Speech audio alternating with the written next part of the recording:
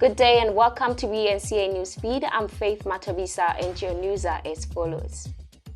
A robbery suspect previously linked to the murder of Okinen aka Forbes and Tibelo Tips Motswani has abandoned his bail application bid. Ngobo was caught in a Cape Town shopping center in March along with 3 other suspects. Initial reports were that they were held in connection with the February shootings of AKA and Motswani in Florida.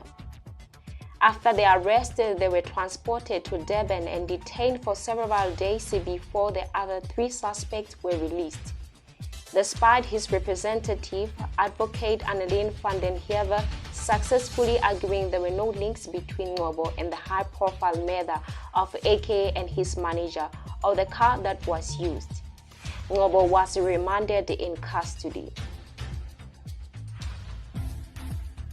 Following this, President Cyril Ramaphosa signing of Employment Amendment Bill into the law this week attracted mixed reaction from politicians and the business sector. The bill empowers the Employment and the Labour Minister to, among other things, identify and set employment equity targets to each economic sector. The minister will also be allowed to check whether businesses comply with the act.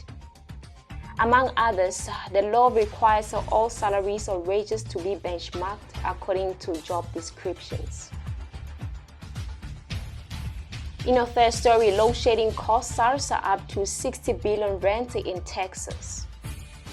Persistent power cuts cost the South African Revenue Service up to 60 billion rand in tax. This was revealed in the Parliament on Wednesday while SARS Commissioner Edward Kiswetha and other SARS officials briefed the Parliament on the entity's annual performance plan. The team faced several crucial questions from members of Parliament on how the energy crisis affected its operation and revenue collections. In a last story, President Cyril Ramaphosa has finally appointed the SABC board after almost 6 months since the previous board term ended.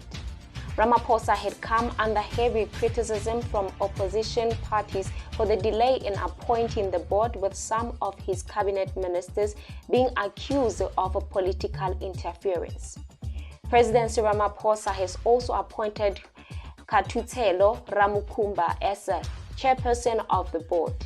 The president's appointment of the board has been pending since last year, October, when the previous board ended its term. This is BNCA Newsfeed. I'm Faith Mathobisa. My time is up and I thank you for yours.